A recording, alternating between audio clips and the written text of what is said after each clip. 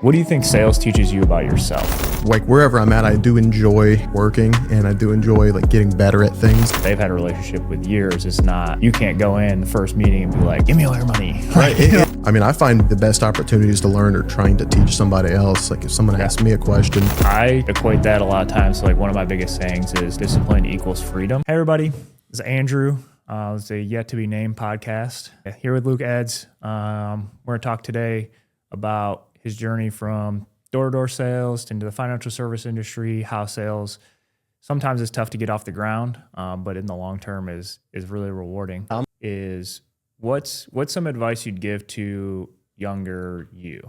So you're younger than me, I think. Yeah. So, but like, 19, 20-year-old version of Luke, what advice would you give to those or people that are kind of following that same path of entrepreneurship, sales? Yeah. I mean, I'm hesitant to say it, but I mean, I would say listen to the people around you. I was very stubborn. I was very, very hard-headed. But I think that also got me to where, gave me the tools to be successful. I didn't really take no for an answer, but I mean, I think it definitely delayed maturity. And I think you need a lot of those aspects of sales. I think a lot of people, when they think about sales or entrepreneurship, they think you need to be, witty, or you got to be, quicker on your feet, or you have to be a good generic salesperson. But I think really the best thing for sales is just developing a relationship, like emotional intelligence, understanding when to close something and when to give somebody space to make a decision, or kind of understanding when you're looking at referrals or what we do with networking, you have to understand that it can't all just be you want it now, so I'm gonna push for it. I used to go door to door, so I mean that was the name of the game. Was just I'm right in front of you, get it now or never get it. That's my space. So that door to door. Right. So how did you get into sales? Because you said you were kind of stubborn. Was it like a job decision that you made, or just not listening to parents? Or No, I 100% thought I was the smartest person in like any room I walked into. Every interview for any company was like, I still think you should have this mindset, but pair it with the understanding that you typically your boss will know what they're doing, especially where I'm at. Like we only build up from within. So, anyone who's in a position of power there or influence, they've been where you're at. So, listening to them, not fighting that process. I think I found a lot more success when I just accepted that what they tell you for a lot of the times it does work. Make your calls, keep your head down, just keep showing up. I really think 90% of the work is just showing up. Mm-hmm. But where I got started in sales was when I was in college. Somebody approached me while I was at U of L. I was the kitchen manager of Chipotle. I'd been for about 4 years. I was getting burnt out on that. It was tough with school. I was working morning shifts. Chipotle opens at 7 a.m. to get ready for 11. So it was just tough on me. I didn't enjoy that anymore. And someone came up to me. I was a marketing major. And he said, do you want a marketing internship? I'm like, yeah, absolutely. It's too good to be true. And come to find out, went through all the interview. It was pretty loose language, pretty generic language. Found out I was just going to be going door to door for a window roof. It was a window and door company. It was originally. And I did that for about 2 years. And that company moved out of Louisville. And then the boss who hired me, he was just kind of a middle manager. He came to me and asked if we wanted to do it ourselves. And he would kind of run operations. I would run marketing, train a lot of the guys to go door to door because that's what worked. And did that for another 2 or 3 years. And we ended up getting bought out by the company who gave us funding. We were a sister company of a generic or a general contractor for commercial buildings. And they ended up just absorbing it all into one. So I knew I wanted to do sales. I didn't know where at yet. So I did interviews for medical device sales, did an interview with Caterpillar, the crane company. And then I really thought it was going to be property and casualty insurance. Did like 2 or 3 different State Farm agencies, a couple different property and casualty companies. But eventually landed on where I'm at now, and started just doing mostly life insurance, and then transitioned into the financial planning aspect. So I still think it is sales. I think a lot of the aspects of it are running a business. The way we have it set up is a lot like a business. We're statutory employees, so we still get benefits, but all the taxes are handled ourselves. If we want an assistant, pay an assistant. Yep. So still think a lot of those aspects translate, but it's not as much, like the door to door, or even just going into someone's home and selling them a roof or windows. It's a lot of different sales process. Yeah, there's a lot of different sales processes out there. And I was licensed my first job out of college was with Northwestern Mutual. So I did that for about a year and a half. Went and did some other things, came back to the financial services industry. I was actually 6 and 63 licensed with a bank. And I was like, oh, this is easy. All the clients are here. Like, all I got to do is like talk to them about, their stuff that they already have with us, and like then ask, probing questions to figure out what they had elsewhere and see if we can help them. But yeah, I definitely agree. The financial service industry is sales too. It's a different type of sales than, especially door to door, where like you said, is like a lot of it is we're here in front of them now. Like if you don't make the sale, like the closing percentage goes way down. But yeah, with that, like you said before, is like that follow up, the networking, when to give them space, when to, push to close and create that urgency is, I think, is really important with sales too. I definitely agree with you. So like looking back, what was it that drew you to sales, whether it was that first position, or seems like you were in with the window and roofing company for 5 or 6 years in total? What was it that attracted you to sales to make you want to stay in it, or what was it that drew you to it to begin with? Yeah, I mean, it was definitely, I've always been like, wherever I'm at, I do enjoy working, and I do enjoy like getting better at things. That was always my outlet to kind of express how I could be good at something. A lot of my friends were more athletic than me.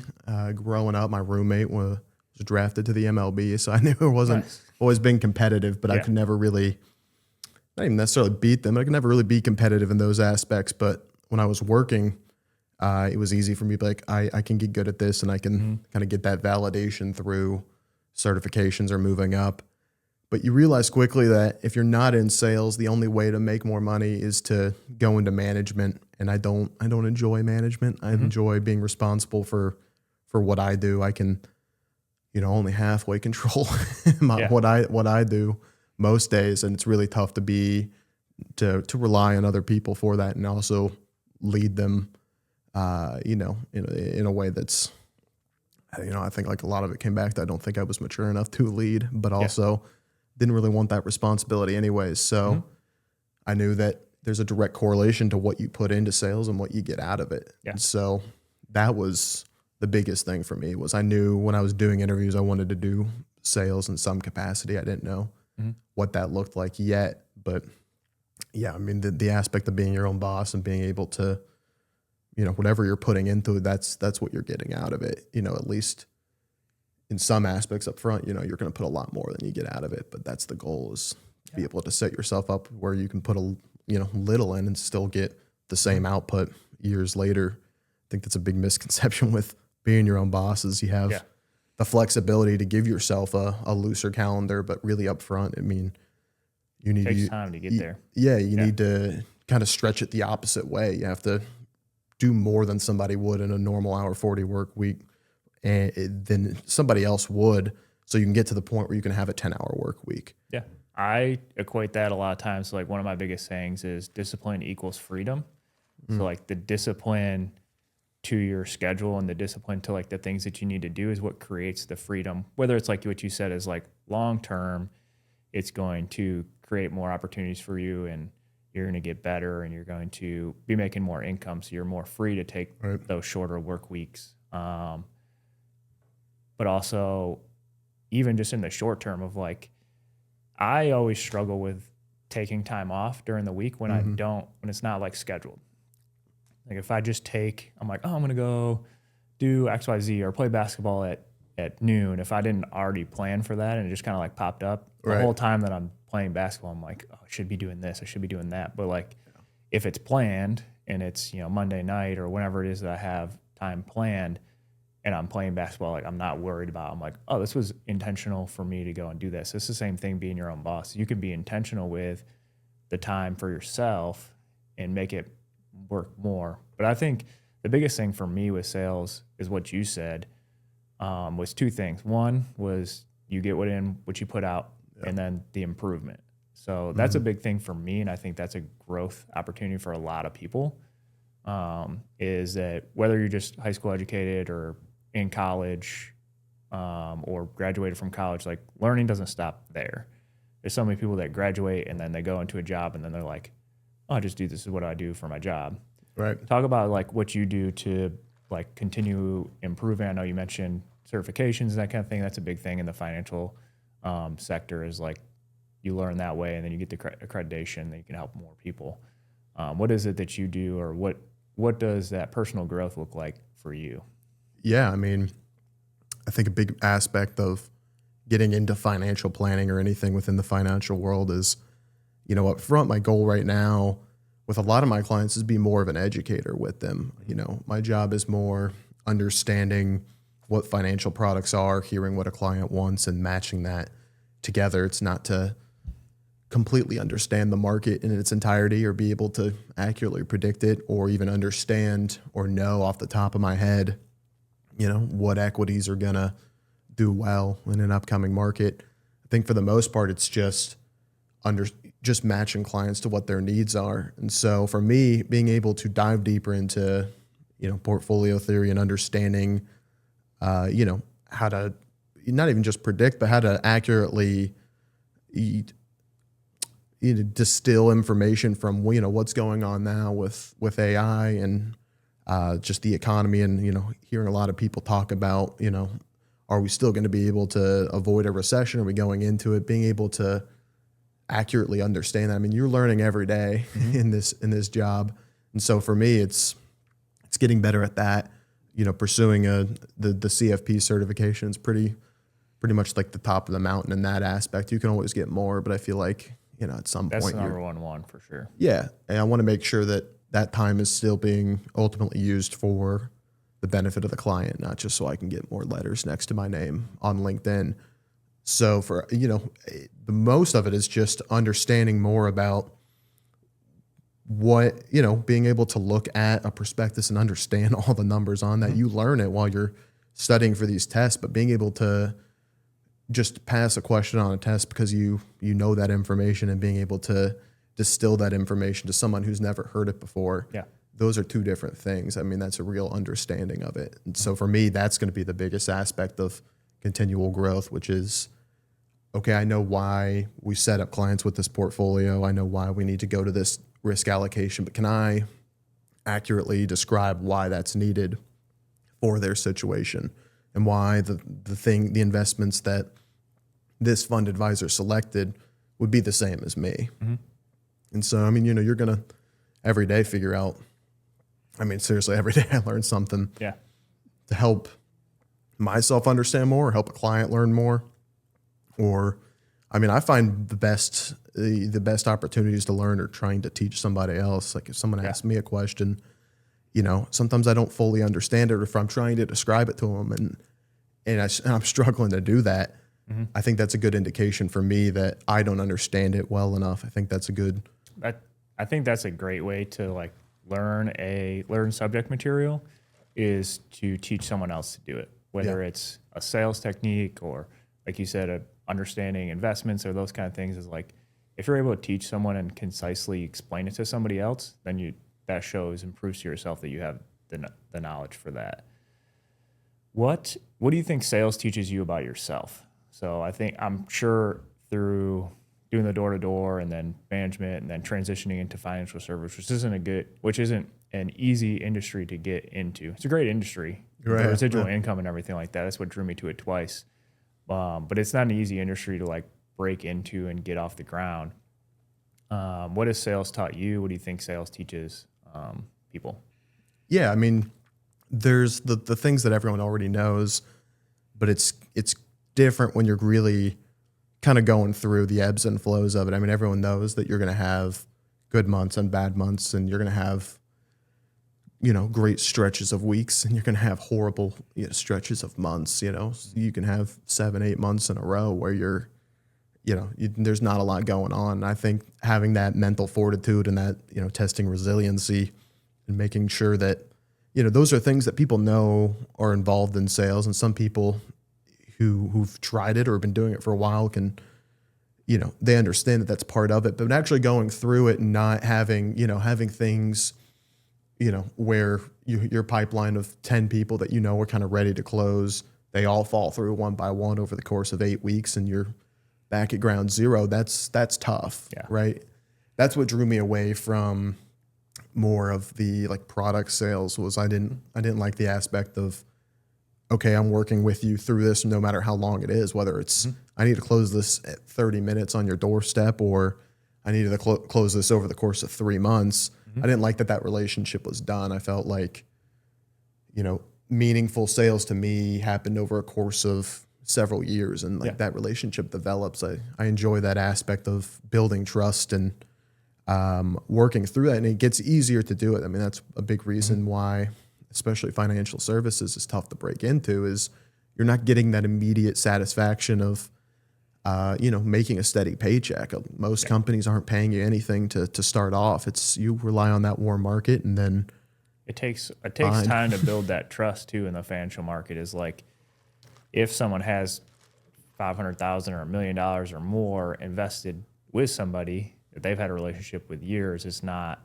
you can't go in the first meeting and be like, give me all your money. Right. You know what I'm saying? Like, it doesn't happen like that. It's like you said, it has to happen over time, and you have to have the knowledge and it has to make sense to them. Whereas that door-to-door sale of, oh yeah, your insurance is going to pay for your roof, or, hey, these are what new windows are, and this is how it's going to help you save, XYZ money on your bill, and they're going to look nicer and that kind of stuff. Like, that's way more of like a emotional, like, buy it now, like, kind of makes sense. It's a lot of a right time, right place there. You know, somebody just walked by a window that was a little bit too cold in the winter, and they're at a home and garden show, and they say, it's time to do that. Yeah. And you get those sometimes in the financial world, but I mean, transparently, it's weird when I meet somebody and right away it feels weird. Yeah. Yeah. They're like, I need to work with you. It's like, why? Yeah. I have the confidence now to know that I'll handle them, responsibly, and I'll do a good job, but I still need to prove that to them to make sure that I'm at ease with that relationship. And I think that's a tough part of it, is because that's really where you kind of have to go against a lot of the sales training that you get. They are going to train you to be successful up front, but the truth is you really can't be, right? I mean, I remember sitting in a meeting with my boss a couple months in where it kind of clicked for me, which was, in order to make this work long term, I need to be somebody that people go to or people know. And that doesn't happen. It doesn't happen overnight. You have to have a lot of IOUs out there. You have to have a lot of favors given. And so, I mean, I sat down across from my boss like this. I was like, listen, I'm going to be here for a while, but I'm not going to make any money this year. I promise you that. Like, my goal isn't to make money this year. I've got a decent amount saved to be able to survive. And I think that was a benefit that not a lot of people have. And that's why you see so much turnover, or so many people who switch mid-career and they've got a wife and 2 kids at home. You don't have 3 months to make no dollars, let alone, 9 or, a year and a half, which is pretty typical for the industry. So, you have to be able to rely on, building a good name for yourself and just doing a bunch of favors. If I sat down with a realtor, it was, I need to find someone who's got to buy a house in the next couple of weeks so I can sit down with them and then say, what do you need from me? And then provide that. Because I mean, every realtor in the city has a coffee once a week with somebody, and they say, I need new home buyers. Yeah. None of them are giving it to them, at least right away. My goal was I'm going to, right? And then I'll invite you to this networking event, and then I'll pay for your ticket at a lunch and learn, and I'll do this. I'm just going to be top of mind for you as somebody that's helpful. And hopefully in a year, people start using that to trust me for my, for my job. They don't, because it's hard to prove that to 2 people, 4 referral partners that you're competent at your job without getting them as a client. Yeah. And oftentimes people at the networking events aren't my clients. They're not people that I'm actively prospecting. It happens. I have clients that I've met from networking, but for the most part, I want the people they know. I want the people who are ready to retire, not the people who are in the middle of their careers, at Brick House at 5 p.m. I want people, but if you're not going to have them as clients, the only way to prove that you are responsible enough to handle those people they know or care about is just be around, be active, show them through the other things that you do. And so that's a big aspect of it, is just being able to be somebody that people trust without having to show them your sales process. Because you want, even in your career, you want people to have that trust in you, but you can't provide everyone that you're asking for a referral from to expect to buy a roof from you. So you have to show that in other aspects. And it just comes with time. It's the only thing you can't rush. Yeah. No, especially with like the referrals and stuff, like you said, a lot of that is FaceTime and like spending time with the customer. That was something I talked to one of my better reps about. It was his first year last year. He sold a bunch of roofs, but didn't really get too many referrals, got 1 or 2. And we were talking about how to get more referrals. And a lot of it was just FaceTime with him. I was like, he was talking to another guy in the roofing industry that's really big on referrals. And he told him that he was the first one there at the day of the build and the last one to leave, and like updated the customer throughout the whole day. It's like same thing for you, is like as you're building those plans for people, or as you're connecting those people and helping with budgets and like stuff that you don't get paid for, budgets, and helping them build credit, and like knowing those things is how you get your foot in the door a lot of times, but you don't make any money from that. Like that's just time. Yeah. But by spending those times and being an expert on your industry is where you're going to get those referrals. The same thing, a lot of it in our industry with contractors and those kind of things, is the people that are running those businesses are so busy that a lot of times they're just on to the next one. Kind of like what you said, is like, oh, this person's sold, I'm sending that over to ops, probably never talk to them again. Whereas if you just take the time to spend 30 minutes with them the day before the build, and then, a couple hours in the morning, and then you walk around at the end of the day, and you're just, a lot of it is showing the customer that you care. So it's like picking up some extra nails, like when the crew's, cleaning up at the end of the day, and like you're there, you're a face that the customer sees. I think that's kind of an underestimated part of sales, is 100%. just being present, being someone that actually cares. I think that builds in, and I think I can hear it in like your voice and everything, is like why you transitioned from one type of sales to financial service. Is a lot of times to be successful in sales, you need confidence in the product that you're selling. Right, 100%. And convicted that like this is beneficial to the customer.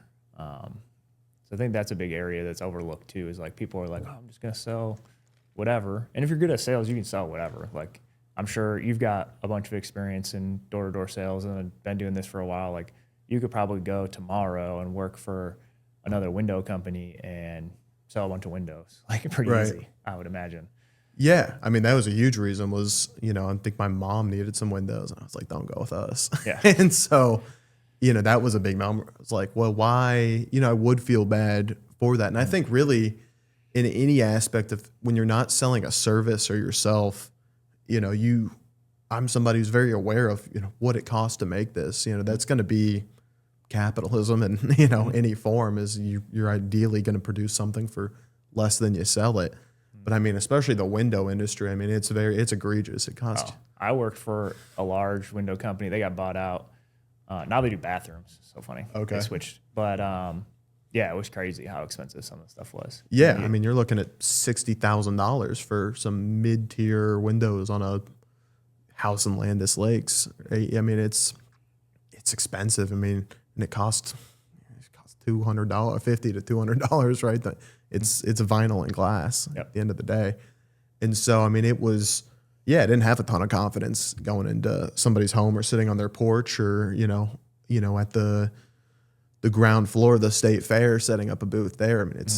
It wasn't something that I was very passionate about either. It wasn't a long-term thing. It paid the bills. You can make great money doing it. But you can make like you said, you can make good money selling anything Yeah. if you're good at it. But I mean, somebody told me once, like, never trust somebody who can sell anything.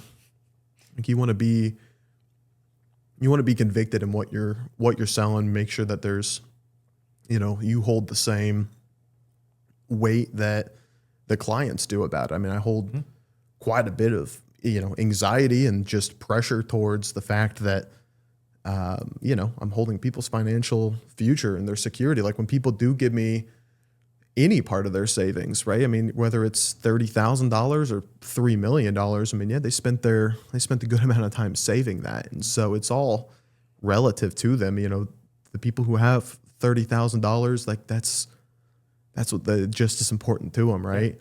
Sometimes it's more important. Those people that 100%. have less saved, it's like more versus like the person that has not a lot, whatever it is, a larger amount saved. They're like, oh yeah, well, I could just earn more or whatever, Yeah. Yeah.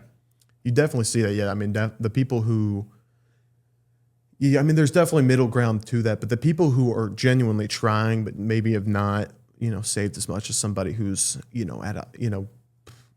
making a lot of money at their job and has the ability to put away 10% of their paycheck in their 401k. A lot of people need all the percents they can get to get by. And so if it took them 20 years to save 30,000, they're the people the hardest to get, honestly, because they're really skeptical of, anybody. They want to make sure that trust is needed. So, I mean, I hold a lot of the same weight that like a lawyer or a doctor does, where, they can ruin their life, if they do their job wrong. And the same here. I mean, that's why there's a ton of guidelines and rules and restrictions around our industry. And it's changed a ton over the years. And there's certainly some bad apples that, people see headlines of, and they're going to be skeptical of an entire industry. Yeah. But Well, it only takes one person. yeah, it's definitely on you though, to kind of show them, why, to earn their trust through that. I think the easiest way to earn trust is through your actions. It's going to be the best way to build long-term clientele is, hey, like you said, like, hey, I'm putting together a budget for you first. And I'm going to, like, when I try to give recommendations on people who are already somewhere and coming over here, it's like, hey, I'm going to give you an honest portfolio review. If you're good where you're at, then you're good where you're at. Like, it's just a matter of if you'd like me or not. If you don't, then that's okay. I don't want people calling my clients and saying that they're better than me and trying to snatch them away. I'm not really in the business of taking other people's clients, but if you're not happy where you're at, then I'll give you an honest review of what you got going on. And if they're doing a good job, I'll let them know. I'll let you know. Yeah. I think people appreciate that. You're not going to get a ton up front, but in the long run, it definitely makes a difference. Yeah. We get more referrals from people we say don't have any damage on their roof than we do. Not than we do that we do roofs for, but we get a good number of referrals from people that we get on their roof, we go up, we're like, honestly, you're fine. Like, your roof's a little bit older, like it's got some aging and that kind of stuff on it, but if you're not having any issues, like, you're good. Right. We'll come more than happy to come back out next year and look at it again when there's another storm or whatever it might be. But we get referrals. We get a high percentage of referrals off of those versus people that we go up, do the inspection for, and have damage that we don't sign. Right. But yeah, we get a lot of referrals off that. So I think that honest opinion on that is a big thing. What do you do? What do you attribute a lot of your success and growth to? Work ethic.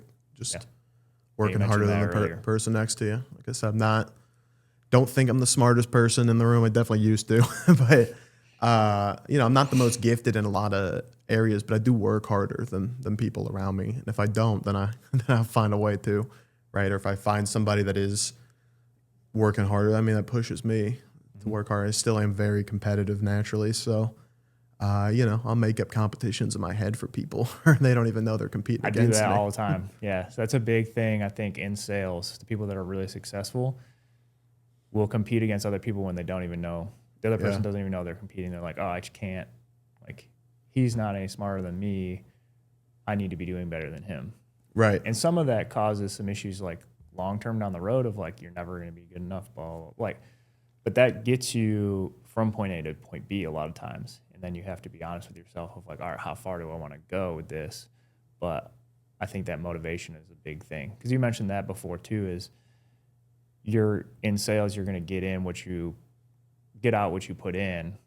And a lot of that goes with that hard work. It's like, if you're willing to put in that time, then now you can get paid for actually what you're doing, rather than just if you're taking a 9-to-5 job, like someone else that's up in the ether, or you may know them, or they might be 4, rungs on the ladder above where you are. They're the ones that decide like how much, Luke's time is worth. Oh, Luke's time is worth $30 an hour because this is the math on it. It doesn't matter how good Luke is at his job. That was one of the things when I was at the bank, is there's so many people that did the same job as me, and then like you look at like my performance metrics versus like another person's performance metrics, you're like, clearly this person is making the bank way more money than the other person. Right. But we get paid, 50 cents a dollar the same. Right. So like, yeah. And that's, the only way to be able to dictate what you make is doing it yourself. It's not easy. If it was, like a lot of people would. It's a lot like what I tell my clients. It's simple. It's not easy though. It's, if I could tell you, hey, you're going to have a better life if you eat less candy, wake up, go to the gym and drink water. I mean, that's not a very hard concept. I understand that, but do I wake up and go to the gym every day and eat less candy? No, I don't.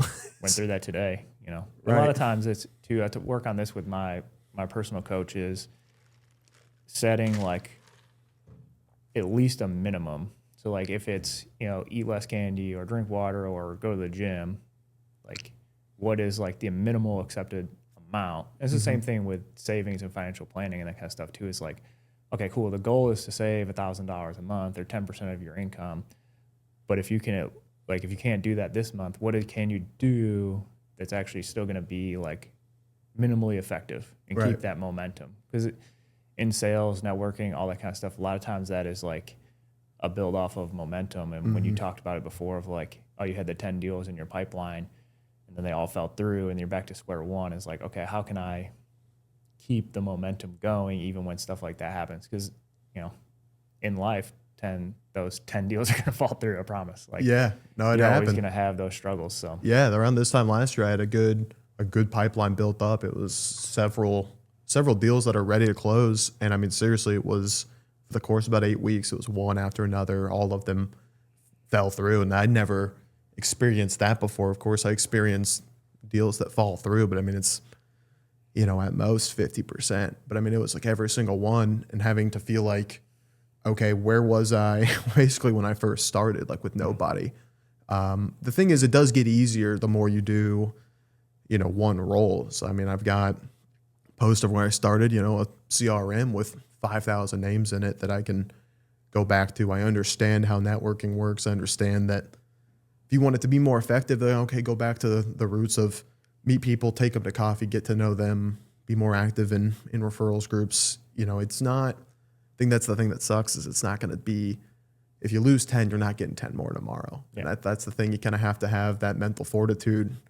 Is it's not going to be right away, but I know I can do this. And kind of having that delusional confidence is, I think, one of the most important superpowers in the world. I mean, the difference in my life when I'm confident about something versus not it's tremendous. I mean, I was listening to a podcast with Brandon Aubrey, the kicker for the Cowboys. And if you know anything about him, he's a robot with his leg. I mean, he doesn't miss almost anything. And, he's got like a 80% completion, like made rate from like 60 plus out, which is unheard of. And they're asking him, why do you think how do you think he got so good? He says he's just got an unbelievable amount of delusional confidence. He thinks everything's going in. And I think you see that through anything in life. I mean, when you're dating, you're looking for someone to date, people are attracted to people that are confident. When you step up to a golf ball and you think this is going into the woods and there's no way I do this well, it might not, but you got a lot higher chance than if you walk up to it and say, I'm gonna kill this right down the middle. Yeah, I always call it unshankable. Unshankable. I think I got me on golf now. I always call it unshakable confidence. Yeah. So like for you, calling it delusional confidence or whatever you want to call it, how do you build that, or how do you embody that, do you think? I think for a lot of it, it's fake it until you make it, until you've kind of felt what it's like to validate that confidence. I think for me, it was, do the aspects that are easy, that you don't need to have a lot of experience. So, I mean, I wore a suit and a tie every day for 3 years because it gave me confidence. It made me feel like a professional. It made me feel older in a room where oftentimes I was the youngest one in there.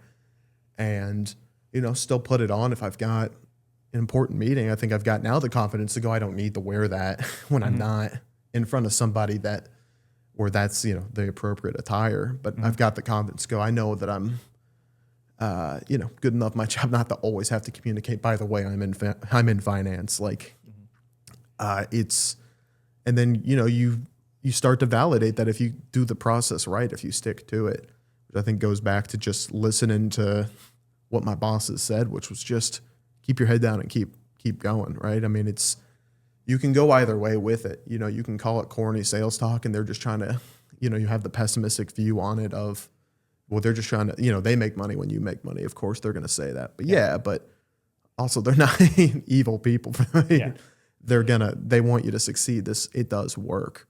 So, for a lot of it, it's just continue to do, mindset is a big thing. I think any sales job you've had, you're going to hear the only things that you can control are what you do in your headspace. And I mean, it really is, your mind is so much more powerful than I think people give it credit for. If I'm laying in bed at night and I go, man, my leg really, really hurts, and it doesn't, I can make it hurt. And I can make my muscle cramp up if I want to. And it's all that framing of it. And, if you sit there and have a ton of anxiety or like a bunch of panic attacks and you want to flip that in your head to go like, that's excitement, then like you can do that. But it takes a lot of consistency. It takes training. It takes effort to be able to see things in a more positive light, to see situations as a glass half full. I think that was why it was easier up front, was I was genuinely giddy at the process of getting better. It's harder to see those improvements as you get further down a career, right? It's easier to go, well, I had 0 sales and I made 9 this month, right? That's really good. But then when you're a couple years in, it just becomes, well, like I made, $4,000 less than I did last month. And so that's a failure, as opposed to, if I would have made anything over $400 a month a couple years ago, that would have been a win. And so constantly training your mind to, accept the little wins and see things as a glass half full, be more positive. I think that's a huge aspect. Big thing that a lot of people don't give themselves credit for, is really going back and looking at those little wins and things that you've accomplished. We are always comparing ourselves to like where we want to be, to our past selves, to those kind of things. People don't look at what it is that you've already done and what it is that you've accomplished. They look at everything as like, oh, I'm supposed to be here, or like I need to be better than I was before. I think that's a big thing. But I think the other thing you hit on was trusting the process. And I think something that you've hit at a few times is something I believe really big with mentors, is when you're looking for mentors, to find someone that you would switch places with. Like not taking advice from people that, taking their information, because everyone has information. You can learn from someone that's on their first day, or you can learn from someone that's in a different industry that has insights to your industry. Like you can always learn from those people. Yeah. But not taking too much advice from people that aren't in a position that you would switch with. Like finding those mentors that are where you want to go and learning from them, because they know how to get there, right? Yeah, 100%. I mean, everyone's journey looks different, but I mean, being able to find somebody that has your best interest, like when they're telling you stuff. I'm just a very skeptical person, especially like in any sales role. It's, why are you saying this to me? Are you just trying to, if it's an outside mentor, like somebody that you're like paying for as like a coach, it's tough. It's a lot like I don't know, get the relationship between like a therapist and a client, which is like, yeah, this is helping, but it does make it tough that I am paying you to do this. It's hard to build that relationship. But when you find somebody that you genuinely admire and trust and look up to and has been in that position, your position before, it's a lot easier to, take what they say and ask questions about relative to where you are, as long as they're still grounded, of course. And I think that helped me a ton, was finding mentors and people that had been in my spot and just kind of getting, affirmation that it's okay. Like, this is part of it. It's my first year, I made $9,000, right? I mean, it was not an easy, journey up front. And also, you're working the hardest. You should be at least working the hardest you ever have, to make $9,000. But you're hoping that eventually you can make $9,000 a month. When I was at Northwestern Mutual, this was kind of an outlier. He was the top rep for 10 years in the 90s, but he was making $80,000 a month in residual income. Yeah. Like, just from his clients. Yeah. It's and possible. He sold half his book to his son. Yeah.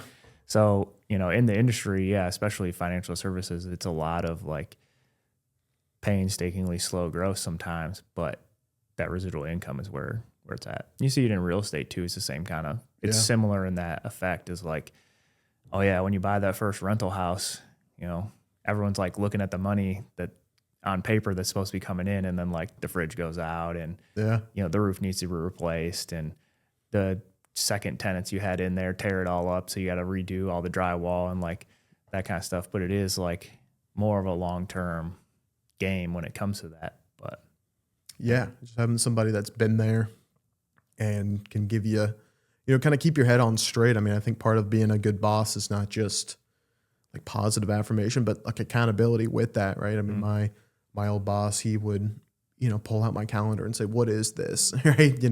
And not from an aspect of I'm trying to, find something wrong with you to scold you over, but I'm trying to make sure that your time here is used well. And when you have that understanding of like, they're not here to hurt you, they're here to make you better, right? And to, ideally, if you do it right, give you a career.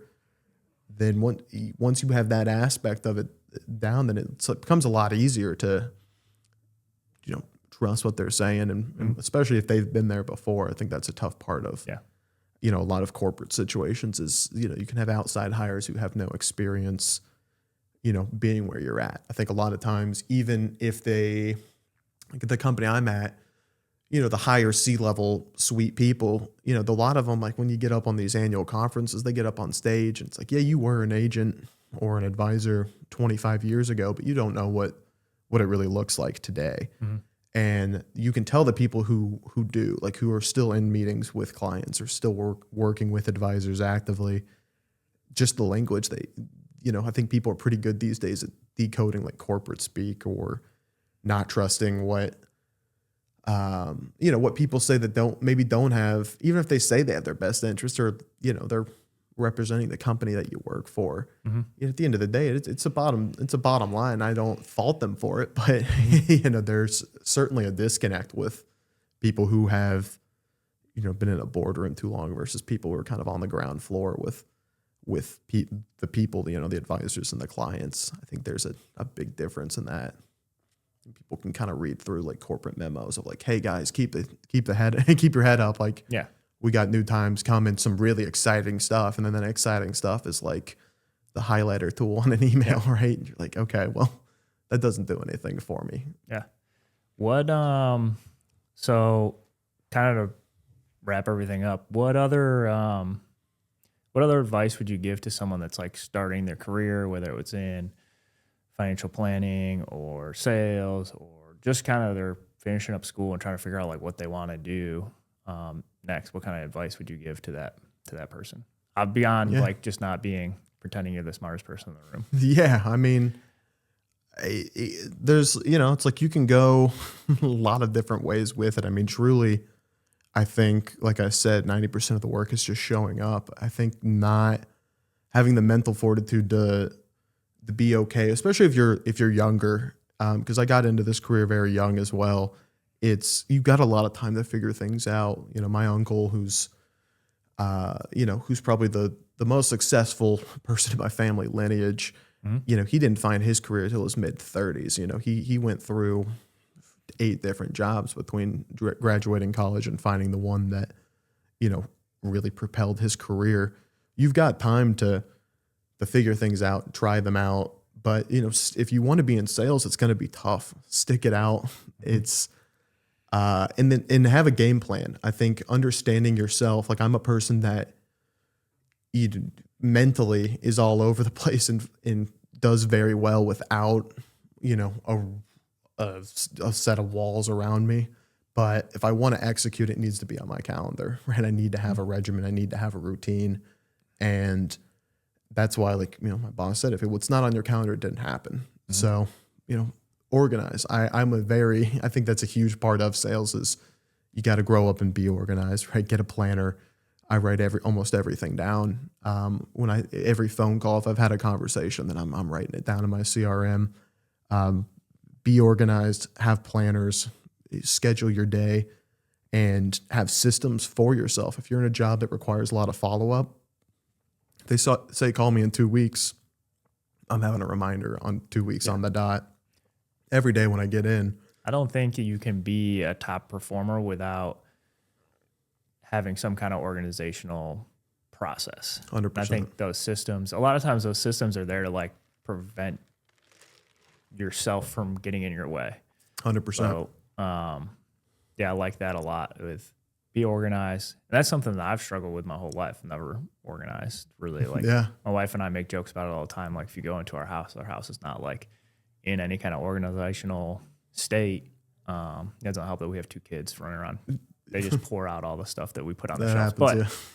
But besides that, but as far as when it comes to work, I've put together a system of follow-ups and that kind of stuff. And then having that system in place and the organization around that, your closing percentage is going to keep going up as you learn how to use that, as you get more people in there. Because like you said, it's a lot of times, you know, it's follow-up 8, 10, 11, 12, 15 by the time that you actually get the customer. Yeah. And a lot of times those are the people that take so long to get are a lot of times the people that end up being your best referral sources too, because you showed them and you like convinced them and they're like, oh, I'm the hardest critic of anybody that I know. So if you prove to me that he's good, then like he's good enough for everybody else. I've had a number of people that referred me 3, 4, 5, 6 deals because I think it's because that they were hard to get. You're able to show them, hey, I can be, especially in my industry with, you know, contractors and that kind of thing, is like, if you say you're going to do something on a certain day, then like you do it on that day, you're automatically already 20% better than most other people. Then if you can do it again, and then if you can continue to follow up and do the things you said you're going to do, it goes a long way for homeowners or, you know, potential 100%. customers. Yeah. I would say, honestly, the biggest one for me would be actually eliminating things that you don't want to do, right? Like, or the things that, you know, understanding yourself and what causes you the most strife in that process. For me, the biggest things was like when I got the job, I didn't want to make any cold calls and I didn't want to go door to door anymore, which was certainly encouraged, at least like business to business. And so the substitute for that was I still needed people to call. And so I went to a bunch of networking events. I mean, I was, you know, up front, they're daunting and they're a bit tedious, and there's definitely a lot going on. But, you know, if I didn't have anything to do, I didn't have anyone to meet, I didn't have anyone to call unless you wanted to open a phone book. And so I needed to get 100 cards that week, you know, so I could have people to call and follow up with. And that gets easier. And then the other big one was I hated when people canceled meetings. I still do. It's really, you know, it made a good sale would be nothing compared to how much, you know, it's no comparison of good on how much bad would be when somebody canceled. It would ruin my day regardless of how many other good things happen.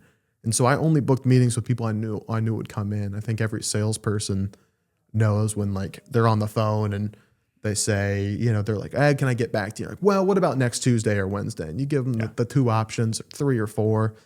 And yeah, I used to go door to door. I can pressure you into saying yes over the phone if I want to.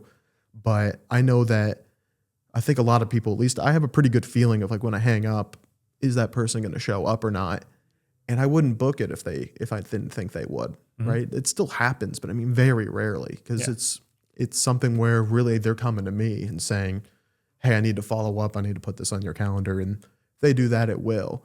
It still requires you to ask. But, on the flip side of that, if I don't want to make a cold call, then I need to network. If I don't want to, schedule meetings that I don't think will show up, then I better find a lot of people to siphon through so I can get to people I know will be here consistently.